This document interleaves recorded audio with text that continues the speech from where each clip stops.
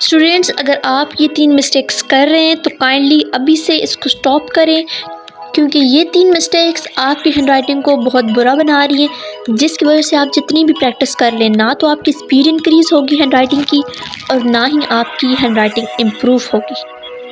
आज की इस वीडियो में मैं आपको स्टेप बाय स्टेप सिखाऊंगी कि कौन कौन से स्टेप्स हैं, उनको आप फॉलो करके अपनी हैंडराइटिंग को इम्प्रूव कर सकते हैं और सबसे बढ़कर बोर्ड पेपर्स के लिए आप अपनी हैंडराइटिंग की जो स्पीड है उसको इंक्रीज किस तरह करेंगे। ये तमाम क्राइटेरिया मैं आपको क्लियर करवाऊंगी आज की इस वीडियो में और आपकी जो मिस्टेक्स हैं इंशाल्लाह से उनको भी ख़त्म करेंगे।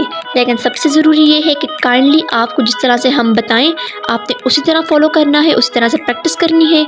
तो बग़ैर वक्त ज़ाया किए चलते हैं वीडियो की तरफ। तो स्टूडेंट्स, सबसे पहला जो पॉइंट है वो ये है कि फाइंड योर हैंडराइटिंग। इसका क्या मतलब है ये आपको सबसे पहले मैं बताती हूँ। स्टूडेंट्स, सबसे पहले आपने ये फाइंड करना है कि आपकी हैंडराइटिंग कौन सी वाली है, क्योंकि हमें पता है there are 3 types of handwriting. अब उनको मैं एक्सप्लेन करती हूँ कि कौन कौन सी हैंडराइटिंग होती हैं। स्टूडेंट्स, जिस तरह कि हमें पता है कि 3 किस्म की हैंडराइटिंग्स होती हैं। पहली हैंडराइटिंग जो कि आगे की तरफ झुकी होती है।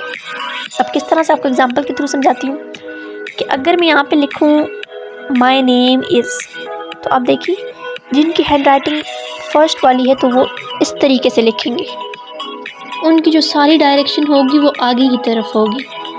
एक मज़ीद एग्जांपल के थ्रू आपको मैं समझाती हूँ ताकि आपको क्लियर हो जाए। अब मैं यहाँ पर कुछ और वर्ड्स लिखूँगी इंग्लिश के, वो भी पेन से। और देखिए आप, ये मैं फ़र्स्ट जो हैंडराइटिंग है, फ़र्स्ट टाइप है जो हैंडराइटिंग की, उसमें मैं लिख रही हूँ। तो आप देख सकते हैं कि ये जो हैंडराइटिंग जिन लोगों की होती है वो इस तरह से लिखते हैं। उनका जो झुकाव होता है वो बिल्कुल आगे की तरफ होता है, वो हैंडराइटिंग को झुका के लिखते हैं, जिस तरह से मैंने इधर लिखा। तो देखिए, पहला काम आपने ये करना है कि आपने फाइंड करना है कि आपकी हैंडराइटिंग कौन सी है। अब इन तीनों आपको मैं वो टाइप्स जो हैं इनको बता रही हूँ, इन तीनों में से आपकी कोई ना कोई हैंडराइटिंग होगी, ठीक है। पहली तो पॉइंट आपको क्लियर हो चुका है। जो सेकंड जो हैंडराइटिंग है वो बिल्कुल स्ट्रेट होती है। आप देख सकते हैं, मैं आपको लिख के भी दिखा रही हूँ एग्जांपल के थ्रू ताकि आपको जल्दी समझ आए। अब आपको एक और बेस्ट एग्जांपल मैं दे रही हूँ बुक की। आप खुद देखें कि ये जो बुक के अंदर जो हैंडराइटिंग होती है ये स्ट्रेट हैंडराइटिंग होती है। आप खुद देख सकते हैं कि बिल्कुल स्ट्रेट लिखी हुई है। तो ये हमारे पास है सेकंड टाइप हैंडराइटिंग की। अब थर्ड टाइप जो है स्टूडेंट्स, वो हैंडराइटिंग बैक की तरफ झुकी होती है। अब देखिए, अब किस तरह से मैं आपको एग्जांपल के थ्रू समझाती हूँ। अब मैं इन्हीं वर्ड्स को लिखूँगी, लेकिन देखें ये थर्ड हैंडराइटिंग जिनकी है वो इस तरीके से लिखते हैं। तो आपने देख लिया कि कुछ लोगों की हैंडराइटिंग इस तरह से होती है कि वो बैक साइड की तरफ झुकी होती है। स्टूडेंट्स, अब आपने यहाँ पे क्या करना है, सबसे इम्पॉर्टेंट बात तो ये है कि आपने देखना है कहीं आपकी हैंडराइटिंग इन तीनों हैंडराइटिंग का मिक्सचर तो नहीं, यानी कि कहीं आपकी हैंडराइटिंग ऐसी तो नहीं कि कुछ वर्ड आप उनमें स्ट्रेट लिखते हैं, कुछ आगे की तरफ झुके होते हैं और कुछ पीछे की तरफ झुके होते हैं। तो अगर है आपकी हैंडराइटिंग इस तरीके से तो आप फ़ौरन उसको चेंज करें। आप इन तीनों में से सिर्फ एक हैंडराइटिंग सेलेक्ट करें, क्योंकि अगर आप तीनों हैंडराइटिंग को इकट्ठा लेके जाएंगे फिर तो आपकी हैंडराइटिंग कभी भी ठीक नहीं होने वाली। स्टूडेंट्स, मेरा तो मशवरा यही होगा कि आप सेकंड वाली चूज़ करें, क्योंकि सेकंड वाली बहुत इजी होती है। इसको आप करेक्शन जो है वो जल्दी भी कर सकते हैं इसकी, और इसकी स्पीड भी आप थोड़ी सी अगर प्रैक्टिस करेंगे तो उसकी स्पीड बहुत जल्द इंक्रीज़ होगी।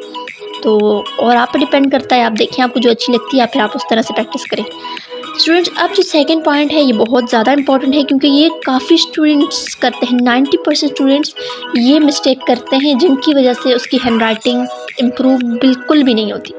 अब वो क्या बात है स्टूडेंट्स कि सेकंड पॉइंट जो है वो है मेंटेन इक्वल डिस्टेंस, कि आपने जो डिस्टेंस है वो इक्वल रखना है। अब किस तरह से डिस्टेंस है आपको मैं सबसे पहले क्लियर कर लूँ कि आपने डिस्टेंस को मेंटेन रखना है वर्ड्स के दरमियान। जितने भी वर्ड्स आप लिखते हैं, आप कोई भी ऐसे लिखें, आप कोई भी पैराग्राफ लिखें, कुछ भी लिखें, तो आपने कोशिश ये करनी है कि वर्ड्स के दरमियान में जो डिस्टेंस होगा आपने उनको मेंटेन रखना है, ठीक है स्टूडेंट्स। अब इससे फ़ायदा क्या होगा, इससे सबसे बड़ा फ़ायदा ये होगा कि आपकी जो हैंडराइटिंग है उसके अंदर क्लियरनेस आएगी। आपकी हैंडराइटिंग के अंदर जो स्पेस है यानी कि जो गैप है वो वर्ड्स के अंदर जब इक्वल होगा तो वो बहुत ज़्यादा अच्छी लगेगी, अट्रैक्टिव भी होगी और देखने वालों को बहुत ज़्यादा पसंद आएगी। तो काइंडली इस पर वर्क करें और अपनी हैंडराइटिंग के अंदर जो गैप्स हैं, यानी जो वर्ड्स के सेंटर में हैं, दो वर्ड्स हैं उनके दरमियान में जो गैप्स हैं उनको आपने इक्वल रखना है। स्टूडेंट्स आप देख सकते हैं मैं आपको एग्जांपल के थ्रू समझा रही हूँ कि ये मैंने बुक से एक स्क्रीनशॉट ली है। आप देख सकते हैं कि बुक की जो हैंडराइटिंग होती है क्यों ज़्यादा अच्छी लगती है, जब इनके अंदर ज़्यादा क्लियरनेस क्यों होती है।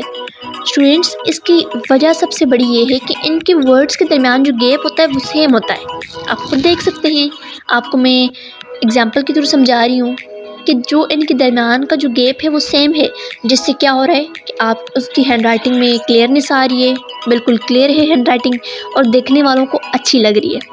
तो यकीनन आपकी भी ये मिस्टेक होगी, अगर है तो कमेंट सेक्शन में हमें ज़रूर बताएं। तो स्टूडेंट्स अब थर्ड पॉइंट की तरफ चलते हैं।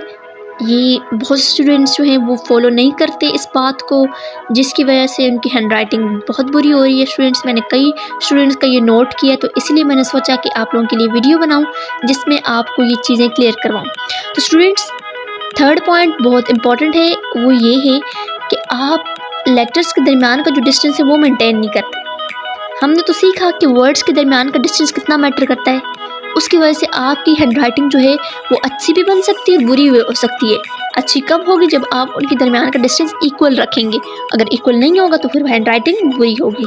तो इसी तरह स्टूडेंट्स आप जो वर्ड लिखते हैं उनके लेटर्स जो होते हैं उनके दरमियान का डिस्टेंस इक्वल नहीं होता।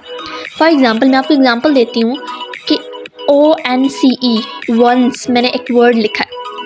अब वंस मैंने लिखा, मैंने O और N के सेंटर में जो डिस्टेंस है वो ज़्यादा रखा और C और E के दरमियान में कम रखा।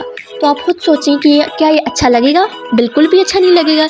इस वजह से आपकी हैंडराइटिंग बहुत बुरी हो रही है। तो अगर आपकी मिस्टेक है, आप लेटर्स के दरमियान का डिस्टेंस मेंटेन नहीं करते, तो काइंडली इस पर वर्क करें और अपनी हैंडराइटिंग को बहुत जल्द इम्प्रूव करें। अगर आप इन तीनों मिस्टेक्स को ख़त्म करेंगे, इन तीनों रूल्स को फॉलो करेंगे, तो इंशाल्लाह स्टूडेंट्स मैं आपसे कह रही हूँ कि आपकी हैंडराइटिंग बहुत जल्द इम्प्रूव होगी। तो इसी पर्पज़ के लिए, पेपर से पहले आपकी हैंडराइटिंग को इम्प्रूव करने के लिए हमने एक वीक की क्लासेस रखी हैं। डेली हम आपको यूट्यूब पर सिखाएँगे, हमारी लॉन्ग वीडियो आएगी, काइंडली आप उसको डेली देखें ताकि आपकी जो हैंडराइटिंग है वो मज़ीद बेहतर हो जाए। ठीक है स्टूडेंट्स, तो ये बिगेस्ट अपॉर्चुनिटी आप लोगों के लिए कि बोर्ड के पेपर से पहले अपनी हैंडराइटिंग को आप इम्प्रूव करें। तो मिलते हैं नेक्स्ट वीडियो में। अल्लाह हाफिज़।